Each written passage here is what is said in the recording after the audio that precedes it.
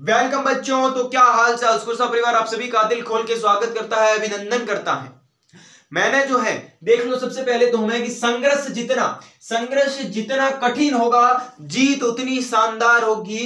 संघर्ष जितना कठिन होगा जीत उतनी ही आपकी शानदार होगी। गणपति बापा को वंदन करते हुए अच्छी क्लास करते हैं स्टार्ट। देखो, मैंने आपको बहुपद पढ़ाई और वास्तविक संख्या पहली और दूसरी प्रश्नावली दोनों पढ़ाई। जी हाँ सर, दोनों के पूरे वीडियो जो आप चुके हैं, आपको रोज शाम को क्लासे आ रही है, रेगुलर आ रही है।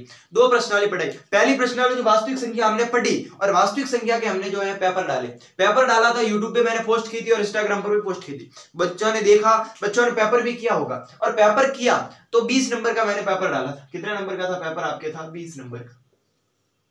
और जो 20 नंबर का पेपर था उसका जो आज मैं लेके आया हूं पूरा एनालिसिस कि भाई वो प्रश्न कौन कौन से थे और कैसे सॉल्व किए जाते हैं, कितने आपने सॉल्व किए। आप खुद को आंकना कि मैंने कितने सॉल्व किए हैं, मेरे कितने गलत हो रहे हैं और कितने सही हो रहे हैं, राइट हो रहे हैं। चलो, प्रश्न 5 मैंने एमसीक्यूज दिए थे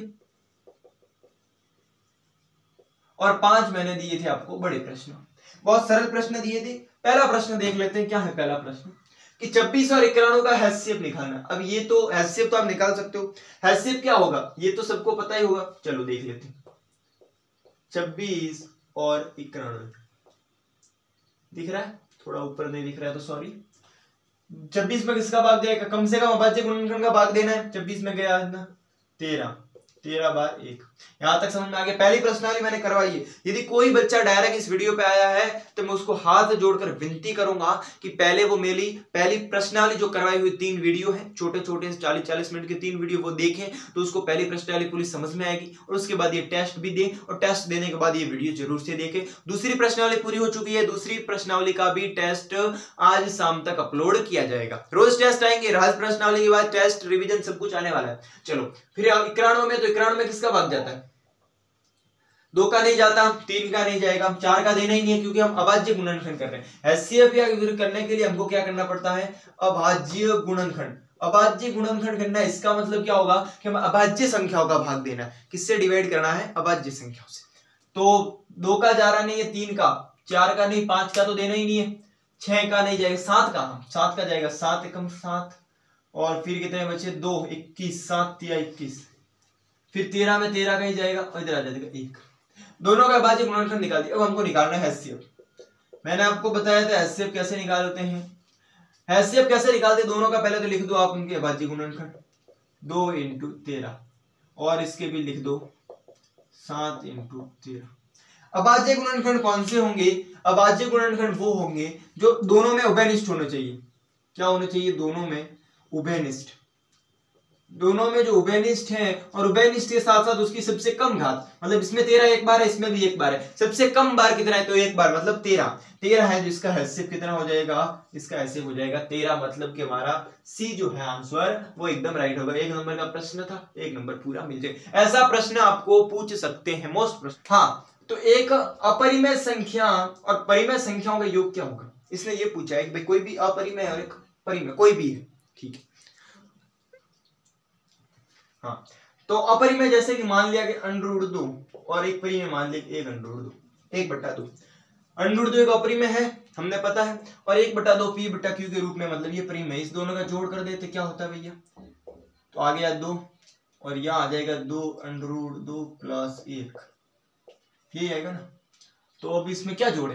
अब आप क्या जोड़ोगे देख लो आप। अब इसमें आप देख लो कि ये संख्या क्या है। ये संख्या आपकी एक अपरिमेय संख्या। कौन सी संख्या? अपरिमेय। मतलब कि अपरिमेय और एक और कोई भी आप ले लो सकते हो।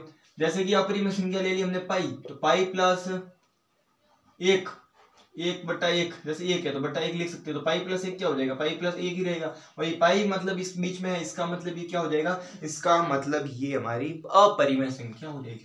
मतलब आप ये याद रख देना, ये आप याद रखना कि एक अपरिमेय और परिमेय संख्या को जोड़े तो उसका जो आंसर आने वाला है वो अपरिमेय संख्या आने वाला है। ये भी मैंने शायद 1 नंबर का दिया था और इसमें अपरिमेय संख्या यदि आपने भरा है तो ये प्रश्न आपका एकदम सही है। चलो, यदि सेट, तीसरा प्रश्न देखना, थोड़ा सा मुश्किल है, मुश्किल तो मैंने बताया नहीं, भूल गया। सरल है लेकिन आपको पढ़ने में थोड़ा अट्रैक्टिव लगेगा। यदि सेट A 1 2 3, मतलब ये सेट है, कहने का मतलब ये संख्या है, ये क्या दर्शाती है? ये संख्या क्या दर्शाती है? क्या ये संख्या पूर्ण है? क्या ये संख्या तर्क संगत है? प्राकृतिक है या सम? सबसे पहले पूर्ण से स्टार्ट करते हैं। पूर्ण संख्या कौन सी होती है? समझना आराम से। पूर्ण संख्या वो होती है जो 0 से स्टार्ट होती है और अनंत तक जाती है। क्या हमारी संख्या 0 से स्टार्ट हो रही है? नहीं सर, 0 से स्टार्ट नहीं हो रही, इसका मतलब पूर्ण संख्या नहीं। तर्क संगत क्या संख्या होती है? सर ये तो नाम भी पहली बार सुना है। मैं आपको बता दूं कि तर्क संगत का मतलब होता है परिमेय। कभी भी आपको परीक्षा में, इसलिए मैंने यहाँ पर तर्क संगत दिया है, मेरे को बच्चों को पता ना चले, पता चलना चाहिए बच्चों को कि परीक्षा में तर्क संगत आ गया मतलब उसका मतलब क्या होता है। ये तो हमने, सर ने हमको संख्या पढ़ाई नहीं, वो तो बोल रहे थे आपके 100 में से 100 आएंगे और हमको ये टॉपिक पढ़ाया नहीं, तो हमारे से कैसे आ सकते हैं ये प्रश्न आगे। सुनना, यदि तर्क संगत है मतलब वो संख्या परिमेय होगी, और यदि तर्कहीन, कई नाम आ जाए तर्कहीन, तो वो हो जाएगी अपरिमेय। ये दो नाम है, आप याद रख देना। क्या क्या याद रखोगे? कि यदि तर्कहीन आ जाए तो अपरिमेय और तर्क संगत आ जाए तो परिमेय। तो ये देखो, तर्क संगत संख्या वो होगी जो P बट्टा Q के रूप में होगी। क्या ये P बट्टा Q के रूप में सेट दिया हुआ है? नहीं, मतलब ये तर्क संगत भी नहीं हो सकती। अब सम संख्या, सम कौन सी होगी? 2 4 6। तो यहाँ तो देखो 3 भी मिक्स है, 1 भी मिक्स है, मतलब ये नहीं हो सकती। ये कौन सी संख्या होगी? ये आपकी होगी प्राकृत संख्या। कैसे होगी प्राकृत संख्या? की प्राकृत संख्या कौन सी होती है? तो 1 से स्टार्ट होने तक जो अनंत तक चली जाती है उसे हम कौन सी संख्या बोलते हैं? उसे हम प्राकृत संख्या बोलते हैं। 1 से अनंत तक वाली संख्याओं को हम क्या बोलते हैं? प्राकृत संख्या। मतलब तीसरे का आंसर ये मैंने 2 नंबर का शायद दिया था, 1 मिनट में पेपर देख लेता हूं। तो ये था आपके, हाँ ये भी मैंने 1 नंबर का ही दिया था, सिंपल था इसलिए, लेकिन पढ़ने में थोड़ा आपने गलती नहीं करनी है कि भाई क्या है तर्क संगत। यहाँ मैंने बोला था कि बच्चे ये गलती कर सकते हैं, लेकिन तर्क संगत और तर्कहीन का मतलब अपरिमेय और परिमेय होता है, ये आप ध्यान रख देना। संगत आ गया मतलब परिमेय और हीन आ गया मतलब। प्रश्न संख्या 4 देख लेते हो, लिखते जाना, साथ साथ में टेस्ट की भी एक अलग से बुक बना दो, या जो आप बनाना चाहो बना देना, लेकिन टेस्ट देना बहुत आवश्यक। बस हाँ, 4था प्रश्न, स्टार लगा दो, स्टार लगा दो इस 4थे प्रश्न के लिए आप। वह सबसे बड़ी संख्या 70 और 185 को विभाजित करने पर शेषफल क्या बचता है? 5 और 8 बचती है। मतलब क्या, आपको क्या निकालना है? प्रश्न समझना। प्रश्न में वह सबसे बड़ी संख्या निकालनी है जो 70 और 125 को भी विभाजित करती है, और उसके साथ साथ विभाजित करने के बाद शेषफल कितना बचता है? 70 का बचता है 5 और 125 का बचता है 8। मतलब कि आपको क्या करना है, यहां लिख देता हूं, 70 का बचता है 5 मतलब 65। मतलब पूरी संख्या कौन सी होगी? शेषफल यदि निकाल देंगे मतलब पूरी संख्या 65, और 125 जो है 125 का बचता है 8, तो क्या बचेगी? 117। हाँ 17 ही बचता है। चलो भैया लिख देते हैं 117। अब हमें ऐसी संख्या निकालनी है जो 65 और 117 में पूर्ण विभाजित हो, क्योंकि हमने क्या कर दिए, जो हमारे मतलब क्या कहते हैं शेषफल थे वो हमने निकाल दिए बाहर, और शेषफल हम जब ने बाहर निकाल दिए हैं, अब हमको जो 65 और 117 दो संख्या मिली है, एक मिली है 65, एक मिली 117। इसका पूरा मतलब ऐसा करना है, पूरा अभाज्य गुणनखंड आपका पूरा करना, पूर्ण विभाजित होनी चाहिए। 65 में किसका भाग ज्यादा? 2 का जाता नहीं, 3 का भी नहीं जाता, 4 का देना नहीं है, डायरेक्ट इसमें जाएगा 5 का। 5 एकम 5 और 5 दिया 15, 13 में तो केवल 13 का जाता है। आगे 117 में किसका जाएगा?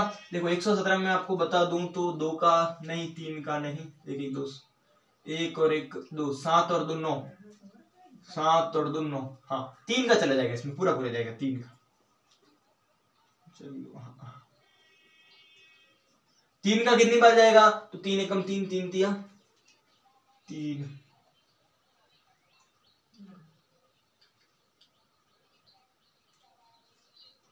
बचेंगे 2, 27, 3 9 27, 39। अब 3 का जाएगा एक बार वापिस, 3 एकम 3, 3 दिया 9, 13 का जाएगा 1। क्या दोनों अभाज्य गुणनखंड निकाल दिए। अब मैं थोड़ा ये मिटा रहा हूं मैं लिखने के लिए, ठीक है, ये आपके पेपर में दिया हुआ ही था। हाँ तो अब देखो 65 का क्या आ गया? 65 का आ गया 5 × 13, और जो 117 था उसका अभाज्य गुणनखंड आ गया 3 × 3 × 3। अब इसने क्या बोला है कि वह सबसे बड़ी संख्या ज्ञात करनी है जो 70 और 185 को विभाजित करता है। अब मैं आपको एक चीज बताना चाहूंगा, क्या चीज है कि हैसियत क्या होता है और एलसीएम क्या होता है। देखो इधर HCF है, एलसीएम ही निकालना है, लेकिन आपको कैसे पता चलेगा कि हमको HCF निकालना है या फिर हमको एलसीएम निकालना है? यहां देखना आप, HCF कैसे पता चलेगा और एलसीएम कैसे पता चलेगा। तो देखो HCF कैसे पता चलेगा, HCF है, HCF जो होगा वो एक तो इतनी छोटी संख्या आएगी, HCF होगी ना इन दोनों से छोटी आएगी, 70 से भी छोटी आएगी और 185 से भी छोटी आएगी, और छोटी ऐसी संख्या आएगी वो जो है इन दोनों को विभाजित करने वाली भी बड़ी संख्या होगी। मतलब देखो इस दोनों में 5 का भाग जा रहा है कि नहीं जा रहा है, 70 में भी जा रहा है, 185 में भी जा रहा है, 125 में भी 5 का भाग जा रहा है, 70 में भी जा रहा है, लेकिन HCF का मतलब होगा कि ऐसी सबसे बड़ी संख्या जिसका भाग इसमें जाता है, तो जिसका भाग जाएगा वो तो इससे तो छोटी होगी ना, 70 से तो छोटी होगी चाहे बड़ी हो। तो देखो HCF मतलब क्या होगा, इन दोनों का उभयनिष्ठ, तो ये आ जाएगा 13, और एलसीएम क्या होगा, तो एलसीएम 5 × 3 की घात 2 × 13, मतलब एक एक बार सबको लिखना है वो एलसीएम, और केवल एक बार जो उभयनिष्ठ है उसे लिखना है वो आ जाएगा HCF। आराम से समझना, आराम से समझना, HCF वो होता है जो दोनों में उभयनिष्ठ होता है, और एलसीएम वो होगा एक एक बार सब संख्याओं को जो कि आपको लिख देना। ठीक है जी सर जी, ये आप अच्छे से समझ में आएगा, जब मैंने प्रश्नावली कराई वो वीडियो देखोगे तो और अच्छे से समझ में आएगा। अब HCF कितना है इसका, 13, मतलब 13 जो है 13 का भाग 70 में पूरा पूरा जाएगा, और 13 का भाग 185 में 125 में भी पूरा जाएगा। अब 13 से कोई बड़ी संख्या नहीं है, 13 से एक भी बड़ी संख्या नहीं है जिसका भाग पूरा पूरा इसमें जाएगा। अब 70 का तो 70 में जाने ही वाला, और 125 का 125 में, और कैसी संख्या, 13 से बड़ी संख्या कोई भी नहीं है जो इन दोनों में भाग जाए, इन दोनों में एक साथ भाग जाए। जैसे 13 का भाग दोनों में जाएगा, 13 का भाग आपके दोनों में जाएगा, 14 का दोनों में नहीं जाएगा, 13 से लेकर 70 तक एक भी ऐसी संख्या नहीं है जिसका भाग इन दोनों में पूरा पूरा जाएगा। मतलब कि 13 इसका आंसर सही होगा, ये हमारा 13 ये हो जाएगा राइट। समझ में आ गया? किन्हीं दो धनात्मक पूर्णांकों का क्या बताऊं, किन्हीं दो धनात्मक पूर्णांक, एक है धनात्मक पूर्णांक ए और एक है आपके बी, इनके लिए HCF है ए बी और एलसीएम, मतलब इस खाली जगह में क्या आएगा, इस खाली जगह में क्या आएगा ये पूछा है, क्या बताना चाहिए आपको, चलो बता ही देते हैं। मैंने एक सूत्र लिखवाया था, किसी संख्या का HCF और किसी संख्या का एलसीएम इन दोनों का यदि गुणा करें तो वो इसी संख्या के बराबर होगी। वापस सुनना, ये सूत्र है, यदि आपने नहीं लिखा है तो उतार दो, ये बहुत मस्ट काम के लिए कि किसी संख्या का HCF करें और किसी संख्या का एलसीएम करें, उन दोनों का मल्टीप्लाई गुणा कर दें तो उन दोनों का मल्टीप्लाई इन संख्या के गुणा के बराबर होगी। उन संख्या का गुणा कहाँ हो रहा है, यहाँ हो रहा है, मतलब ये आपका सही आंसर है। 5 प्रश्न समझ में आ गए क्या? देखो 5 समझ में आ गए। कितने सही थे आपके, कितने सही थे फटाफट बता दो। देखो ये भी हो गया, ये हो गया, ठीक है। पहला 1 नंबर का था, दूसरा भी 1 नंबर का था, तीसरा भी 1 नंबर का था, ये 2/2 का था और ये था 2 नंबर का, ऐसा ही था कुछ, ठीक है। कितने सही हो रहे, कितने नंबर आ रहे वो भी कमेंट में करना। और मैं आपको एक बात बताना चाह रहा हूँ, वो मैंने शायद पहले भी वीडियो में बताई है और वापिस बताऊं। यदि कोई लड़का, मेरा यकीन बैच मैं बोल रहा हूं, आप लेना, एक वीडियो देख के जा रहे हो तो मैं बोल रहा हूं आपसे विश्वास या आपसे वादा कर रहा हूं या आपसे विनती, जो आप कहो वो करना, कि जो आप मेरे यदि रोज रेगुलर क्लास लोगे तो मैं आपको विश्वास दिला सकता हूं कि आपका स्कोर यदि 9th में आपने पास भी हुए हैं, ग्रेस से पास हुए हैं मैथमेटिक्स में, तब भी आपके 10th के अंदर स्कोरिंग बहुत अच्छी होगी। परसेंटेज देखो, बहुत जनों का क्या प्रॉब्लम होती है कि सब में अच्छे नंबर आ जाते, मैथ्स में नहीं आते, तो मैं इसलिए मैथ्स स्टार्ट करने का मेरा यही समय। अब मैं हिंदी स्टार्ट कर सकता था, पढ़ा सकता था कि भाई सूरदास जी को, वो भी एक अच्छी सब्जेक्ट है, लेकिन मैथमेटिक्स किसी किसी को समझ में आती है। मैथमेटिक्स में आपको बोल रहा हूं, रोज पढ़ोगे तो रेगुलर पढ़ना है पहली बात, और रेगुलर पढ़ने के साथ साथ मेरी आप क्लास लोगे तो चाहे 9th में आपके बहुत कम परसेंटेज बने हो मैथ की वजह से, अब की बार वो प्रॉब्लम आएगी नहीं। और जो बच्चा यकीन बैच मैंने स्टार्ट कर दिया है, इस पूरी जो ये अपनी वीडियो आ रही है इसका मैंने नाम रखा है यकीन बैच। यकीन तो होना चाहिए खुद पे, बहुत सोच समझ के नाम रखा है मैंने यकीन है तभी नंबर आएंगे, 100 में से 100 तभी आएगी। अब यकीन बैच जो मैंने नाम रखा है, यकीन बैच, ये आप 2-3 क्लासें देखना, फिर लगेगा नहीं सर बच्चा पढ़ा रहे हैं।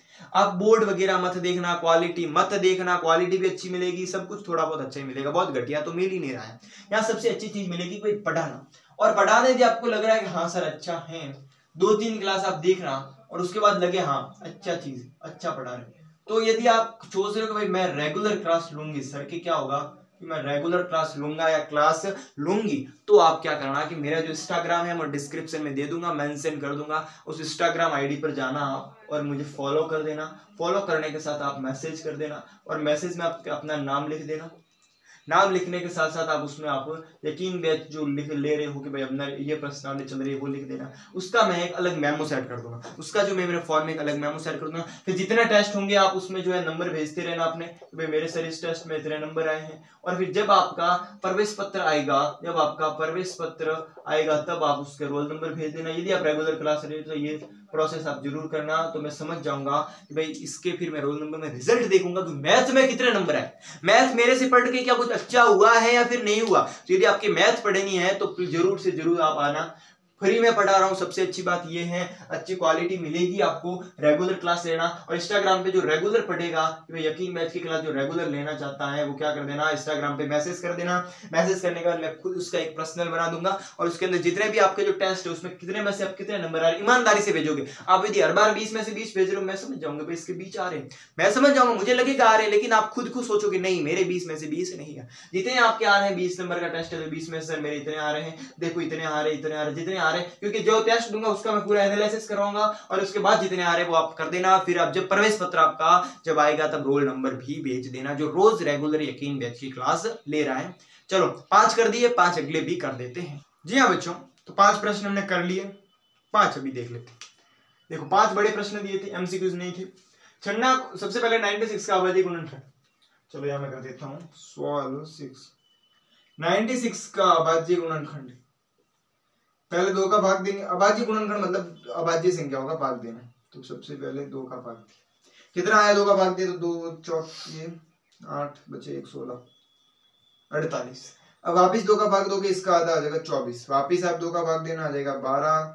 2 का भाग देते रहना, 12 में 6। वापिस 2 का भाग देना 3 आ जाएगा। 3 में 2 का भाग नहीं जा रहा, 3 ये जो चीज है ये आपकी 2 2, तो ये क्या हो जाएगी सन्नु का अभाज्य गुणनखंड। 2 2 इंटू 2 इंटू 2 5 बार है, 5 बार इंटू, ये इसका आया होगा। ये प्रश्न अभी आपको सरल लग रहा है, लेकिन देखो सरल तो है ही, लेकिन ये थोड़ा मोस्ट भी है। मोस्ट लगा देना इसके लिए। आप क्या देखो सिंपल था कि भाई इसका क्या निकालना है, गुणनखंड निकालना। निकाल दिया आपने, अभाज्य गुणनखंड निकाल दिया, तो ये भी निकाल दिया। अब अगला देख लेते हैं, 2 क्रमागत विषम संख्याओं का मसप क्या होगा। 2 क्रमागत मतलब कोई भी क्रम की संख्या, जैसे 1 और 2, लेकिन 1 और 2 क्यों नहीं लेनी है, क्योंकि विषम 2 क्रमागत विषम संख्या लेनी है। तो जैसे कि 1 और 3 ले लिया, माना कि 1 3 जो आप मान जाए वो, माना कि 9 11, माना कि 121 123। क्रमागत होनी चाहिए, मतलब कि एक विषम संख्या है उसके बस में जिस्ट विषम।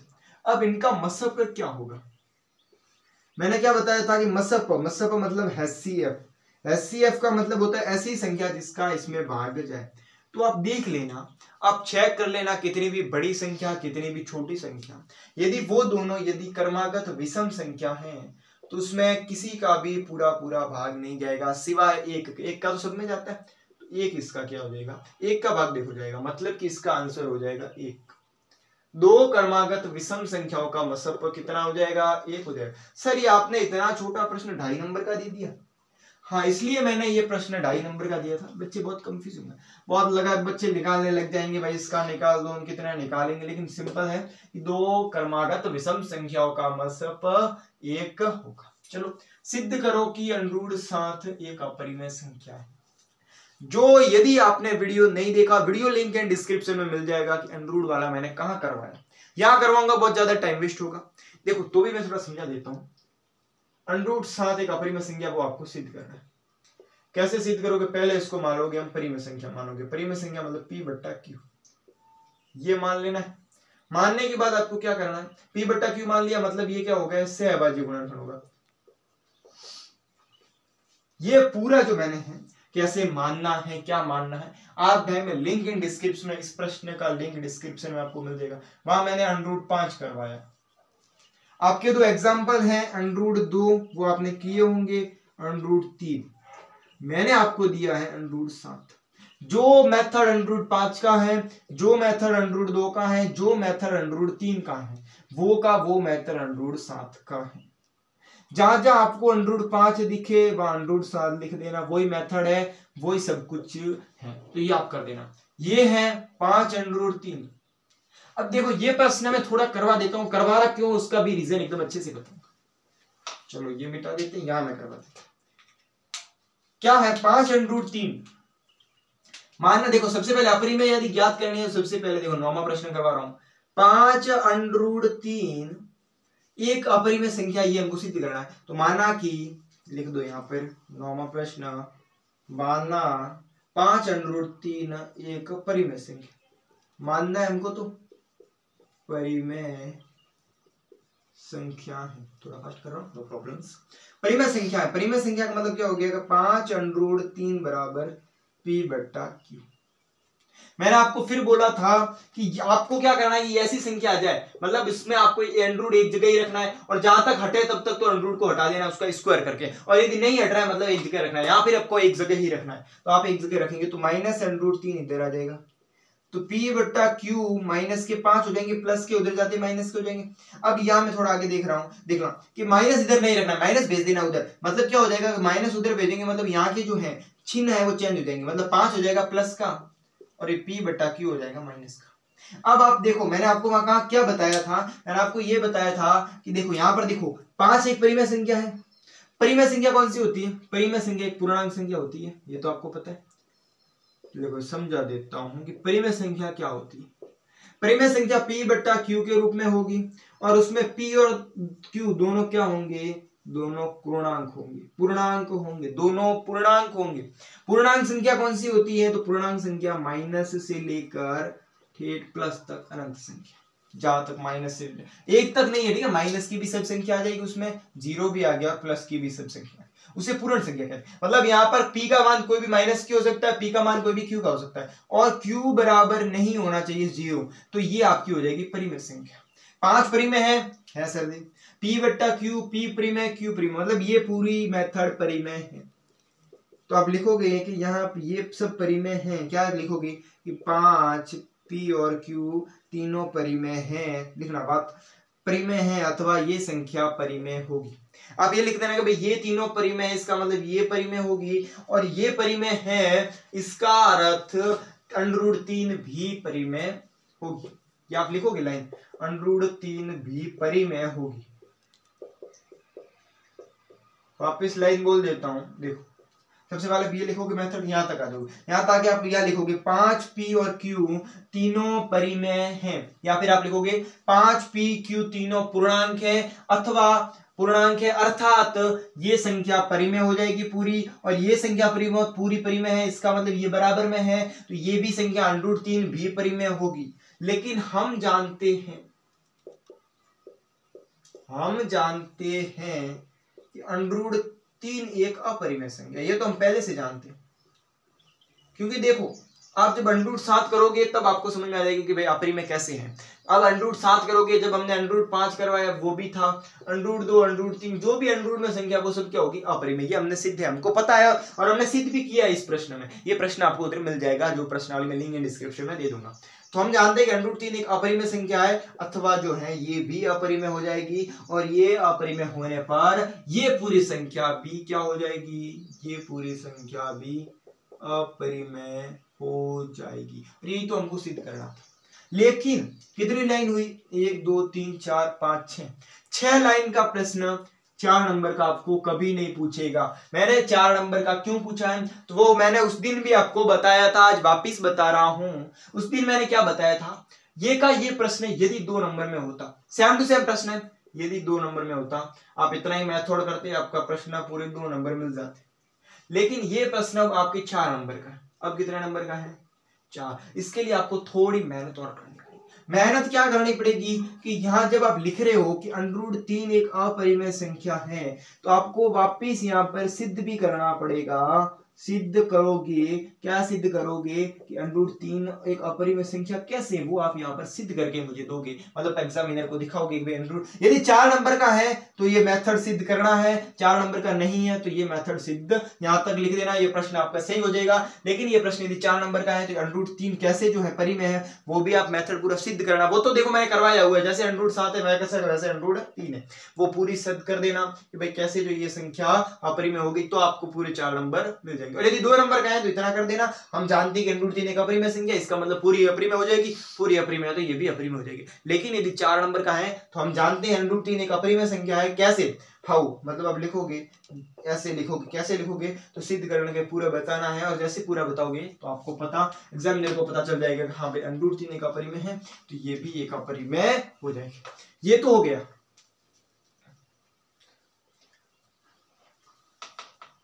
लास्ट प्रश्न देख लो, ये 2 नंबर का प्रश्न मैंने आपको दिया था। अंकगणित की आधारभूत प्रमेय लिखेंगे। अंकगणित के आधारभूत प्रमेय क्या थी मैं थोड़ा समझा देता हूँ। प्रमेय जो मैं पूरी यहाँ पर लिखी हुई आपको मिल जाएगी, प्रमेय क्या थी, लेकिन मैं आपको समझा देता हूँ। माना कि कोई 18 है, 18 का अभाज्य गुणनखंड क्या होगा, तो 2 × 3 दूनी 6 × 3, हाँ चलो ये इसका हो गया, क्या हो गया, ये इसका अभाज्य गुणनखंड है। ये इसका अभाज्य किसका, 18 का अभाज्य गुणनखंड है। ये 18 का अभाज्य गुणनखंड, ये का ये नंबर क्या किसी और का अभाज्य गुणनखंड हो सकता है, ये नंबर ही किसी और का अभाज्य गुणनखंड नहीं हो सकता। क्या ये का ये नंबर 36 का गुणनखंड हो सकता है क्या, 36 का मैं ये लिख दूं 2 × 3 × 3, क्या राइट होगा मेरा, नहीं सर गलत होगा, इसमें आपको एक बार और 2 से गुणा करना पड़ेगा।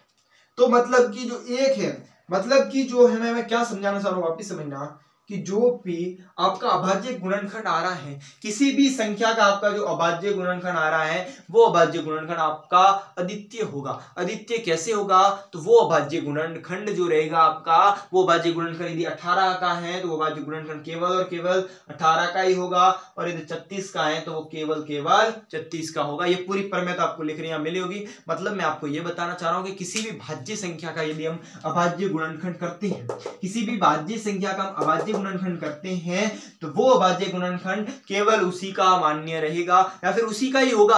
अब ये देखो, ये जो अभाज्य गुणनखंड है 2 × 3 × 3, तो 3 × 9 9 दूनी 18, ये 18 का अभाज्य गुणनखंड है। यदि मैं 18 की जगह सूपचाप लिख दूं 37 के आप लिख दूं 18 की जगह मैंने लिख दिया 28, माना कि लिख दिया, क्या ये 28 का होगा, नहीं होगा ना। 28 के लिए हमको और मल्टीप्लाई करना पड़ेगा, जो भी करना पड़ेगा, लेकिन ये तो नहीं हो सकता ना। तो इसका मतलब ये वो पूरी प्रमेय यही है कि भाई एक भाज्य संख्या का भाज्य गुणनखंड अद्वितीय होगा। ये पूरी प्रमेय लिख देना था तो आपको 2 नंबर मिलने वाले, पूरा जो है आपके 20 नंबर का था।